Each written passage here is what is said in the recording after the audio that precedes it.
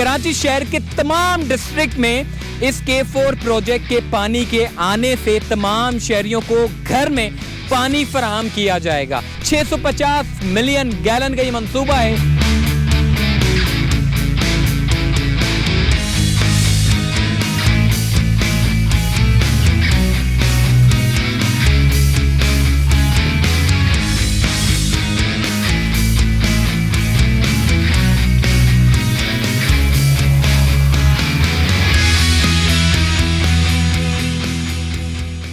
अस्सलाम वालेकुम। चलते फिरते मैं आपको खुश आमदीद कहता हूँ। बहुत सारे लोग मुझे कह रहे थे कि जी आप K4 प्रोजेक्ट के ऊपर जो है वो अपडेट दें, तो बड़ी खुशखबरी है। खान साहब जाते जाते बहुत अच्छा काम करके गए कराची वालों के लिए। मैं आज आपको K4 मंसूबे के बारे में पूरी डिटेल में बताऊंगा। K4 मंसूबा आखिर है क्या। कराची शहर में 2005 से लेकर 2022 तक एक बूंद पानी भी शहर कराची को नहीं मिला। 2.5 से 3 करोड़ और 3 करोड़ से 4 करोड़ की आबादी आपकी कराची में बढ़ गई, मगर इस पूरे तकरीबन 17 से 18 सालों में एक बूंद शहर कराची को नहीं मिला। इसका जिम्मेदार कौन है? क्या ये मंसूबा जिसको 2005 में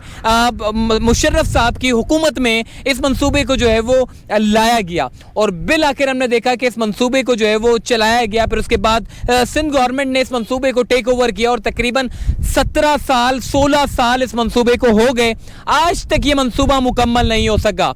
650 मिलियन गैलन का ये मंसूबा है जो कराची वालों को यौमिया पानी फराहम करेगा। केंजर झील में पानी बेहिसाब है, मगर पहुंचाना सबसे बड़ी जिम्मेदारी है। तो आज मैं K4 प्रोजेक्ट के मुतालिक आपको पूरी अपडेट देने वाला हूं। इस वक्त मैं केंजर झील में मौजूद हूं, जो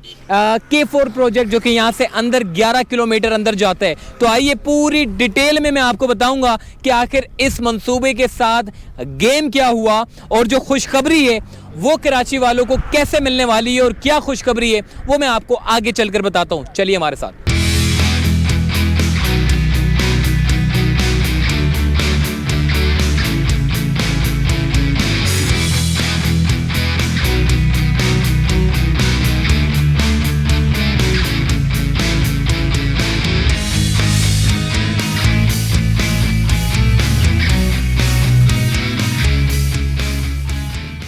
तो जनाब हम 11 किलोमीटर अंदर आने के बाद जो है ये बड़े प्रोजेक्ट की बड़ी तख्ती लगाने के लिए जो है वो अब वज़ीर आज़म शहबाज शरीफ जो है वो इसका इफ्तिताह करेंगे। और कराची वालों के दुखों का मदावा जिस तरीके से 17 सालों से कराची को पानी की बूंद बूंद के लिए तरसाया गया, अब ये मंसूबा जो है वो तकरीबन 1.5 से 2 साल के अंदर अंदर जो है वो कराची वालों को पानी फराहम करेगा। अब मैं थोड़ा सा बात करूंगा कराची का K4 का मंसूबा आखिर है क्या। कराची का ये मंसूबा 2006 में परवेज़ मुशर्रफ ने जो है वो इसका इफ्तिताह किया और सिंध हुकूमत ने इसको टेक ओवर किया मंसूबे को, और इस मंसूबे को 100 मिलियन गैलन यानी कि 100 मिलियन गैलन पर डे शहर कराची वालों को जो है वो फराहम किया जाएगा। फिर उसके बाद हमने देखा कि जो कंपनी इस पूरे प्रोजेक्ट के ऊपर काम कर रही थी उसने लगातार काम किया और ये तकरीबन कोई 14 से 15 साल तक इसने काम को खींचा। और उसके बाद हमने देखा कि एकदम एक बदकिस्मती से एक बुरी खबर कराची वालों को सुनाई गई कि जिस प्रोजेक्ट का बेसब्री से इंतजार किया जा रहा है वो प्रोजेक्ट अब नहीं चलेगा। फिर उसके बाद जो है वो कराची वालों ने देखा कि 14 साल तक पानी के लिए तरसते रहे, शायद ये सोच के कि K4 मंसूबा बनेगा तो हमारे घरों में पानी आएगा, मगर बदकिस्मती से शहर कराची वालों को जो है 14 साल के बाद ये खबर सुनाई दी कि जी जो डिजाइन फाइनल किया गया वो सही नहीं था, वो टेक्निकली सही नहीं था, जिसकी वजह से पैसा भी आपका जाया हुआ, जिसकी वजह से रूट जो बनाया गया था, जितनी मेहनत लगी वो सारी की सारी जाया हो गई। नाअहली की वजह से ये पूरा प्रोजेक्ट आपका जो है वो खसारे में पड़ गया, पैसा अलग जाया हुआ, कराची वालों के दुखों में इजाफा हुआ। लेकिन अब हमने देखा कि फिर जब साबिक वजीर आज़म इमरान खान आए तो उन्होंने कहा कि जी कराची में क्या क्या सबसे बड़े मसाइल है, तो उनको बताया गया कराची में ट्रांसपोर्ट के मसले हैं, कराची में फलां मसला है, कौन कौन से ऐसे मसले नहीं हैं जो आपको सुनाए ना जाए। साबिक वज़ीर आज़म इमरान खान ने कहा कि मैं कराची का प्राइम मिनिस्टर हूं, कराची वालों ने मुझे वजीर आजम बनाया है, तो मैं कराची वालों के लिए कराची का सबसे बड़ा प्रोजेक्ट जो है वो लेकर आऊंगा, जिसका उनको बदकिस्मती से खबर सुनाई दी गई कि जी ये मंसूबा अब चल नहीं सकता। उसके बाद फिर सबसे पहले साबिक वजीर आजम इमरान खान ने इस पूरे K4 प्रोजेक्ट को टेक ओवर किया और सबसे पहला काम क्या किया, मैं आपको ये भी आपको बता देता हूं कि देखें, बहुत सारे लोग कहेंगे कि जी खान साहब ने तो इतनी साल हुकूमत की लेकिन काम कुछ भी नहीं हुआ। ये तकरीबन जब खान साहब की गवर्नमेंट आई तो तकरीबन 1.5 साल तक कोरोना में उनकी हुकूमत जो है वो ये चलता रहा, सिलसिला कोरोना की वजह से काम रुके रहे। मगर खान साहब की हुकूमत ने इस पूरे कराची वालों के लिए जो मंसूबा बनाया है उसमें सबसे पहला काम ये किया कि सिंध हुकूमत से ये प्रोजेक्ट लिया और इसको वफाकी बजट में इसको शामिल किया, क्योंकि वजह यह थी कि खान साहब ने इस पूरे K4 मंसूबे के ऊपर जब काम शुरू किया, उनकी टीम ने काम शुरू किया तो उनको बताया यह गया कि जी ये प्रोजेक्ट जो है वो तकरीबन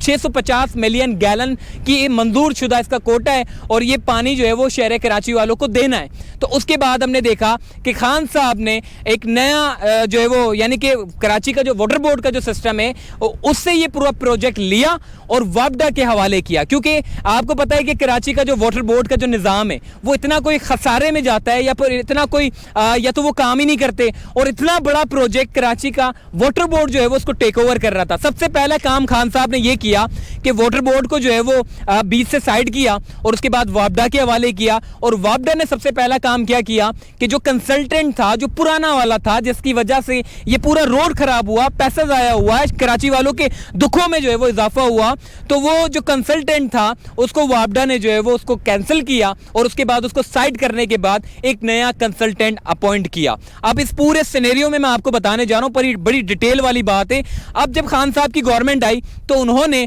चूंकि ये एक दिन का काम नहीं है, ये एक महीने का काम नहीं है, ये बल्कि महीनों के काम है, खान साहब की गवर्नमेंट ने इस पूरे प्रोजेक्ट को जो है वो वापडा के हवाले किया। वापडा ने टेक्नो कंसल्टेंट, ये टेक्नो कंसल्टेंट पाकिस्तान की वो वाहिद कंपनी है जिसने K3 मंसूबे का भी डिज़ाइन फाइनल किया नेमतुल्लाह खान साहब के दौर में, और K4 के लिए भी अब टेक्नो कंसल्टेंट को जो है वो चुना गया। अब टेक्नो कंसल्टेंट की मैं आपको बात बता दूं, टेक्नो कंसल्टेंट की कंपनी वो वाहिद एक कंपनी है जिसके पास बड़ी जदीद किस्म की मशीनरी है और ये ईमानदार लोग हैं, इनके पास बड़ा अच्छा और वसी तजर्बा भी है। तो खान साहब की हुकूमत ने टेक्नो कंसल्टेंट, क्योंकि हमेशा हमने ये देखा है कि खान साहब हमेशा मेरिट के ऊपर जाते थे, कभी भी अपने जाती लोगों को भी जो है वो उसको जो है वो पैसा देने के लिए जो है जिनको तजर्बा नहीं है उनको नहीं दिया, बल्कि खान साहब ने कहा कि जिनको वसी तजर्बा है इस प्रोजेक्ट को बनाने का उसको हमने जो है ये देना है। तो उसके बाद फिर टेक्नो कंसल्टेंट के हवाले ये किया गया,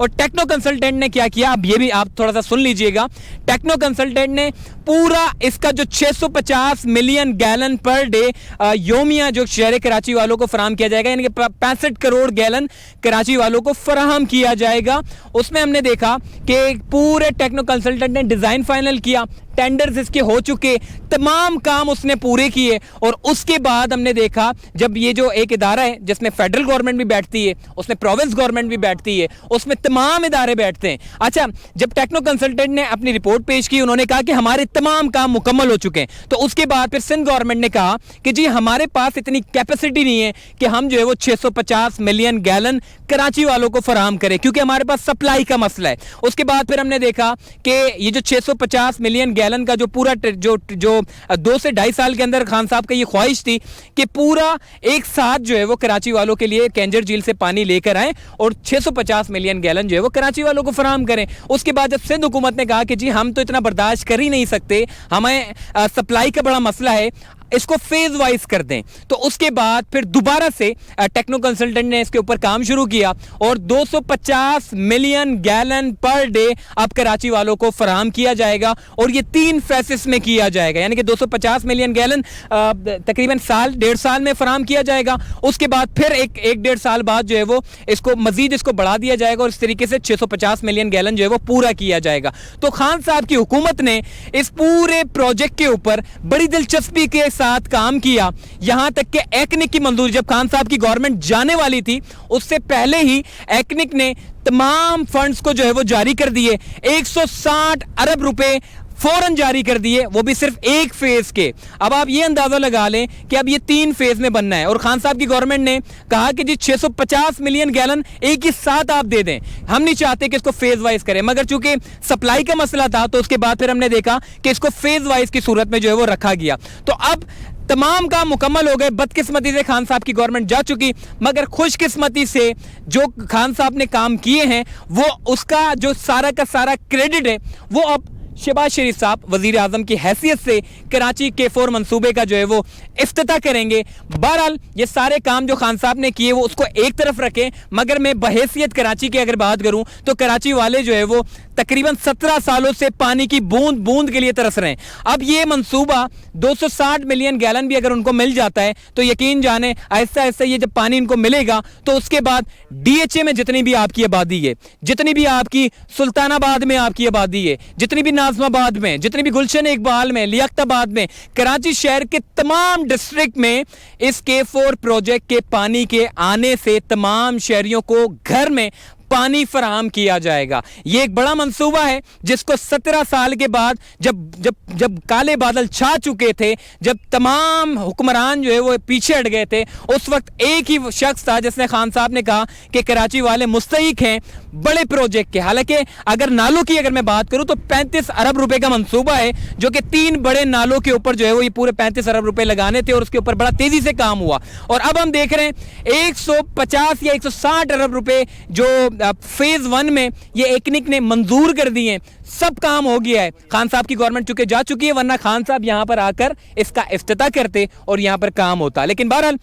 हम शहबाज शरीफ साहब को इस्तकबाल करते हैं कि कम अज कम शहबाज शरीफ साहब ने अपना बड़ा फुर्सत से वक्त निकालेंगे और ये कराची में आके इसका इफ्तिताह करेंगे और इसको संजीदगी के साथ इस मंसूबे को आगे लेकर चलेंगे जिस तरीके से खान साहब और उसकी टीम ने जो है वो काम किया। और ये पूरा मंसूबा जो है वो शहर कराची वालों के लिए जो है वो एक बहुत बड़ा मंसूबा है। मैं ये समझता हूं कि चूंकि शहर कराची में इतनी आबादी बढ़ चुकी है, हाई राइज बिल्डिंग का क़याम हो रहा है, लेकिन वहां पर पानी फराहम नहीं किया जाता, तो शहर कराची के तमाम डिस्ट्रिक्ट में अगले 10 साल तक कराची का पानी का मसला हल हो जाएगा इंशाअल्लाह। और कराची वाले इस मंसूबे से बड़े खुश होंगे। तो आई होप कि ये वीडियो आपको बड़ी पसंद आई होगी, और अगर पसंद आई हो तो इसको शेयर लाजमी कर दीजिएगा और इसकी फॉलो अप अपडेट मैं आपको देता रहूंगा। जो भी इसका काम होता रहेगा उसके मुतालिक आपको अपडेट करते रहेंगे। चलते फिरते से दीजिए इजाजत, तब तक के लिए अल्लाह हाफिज़।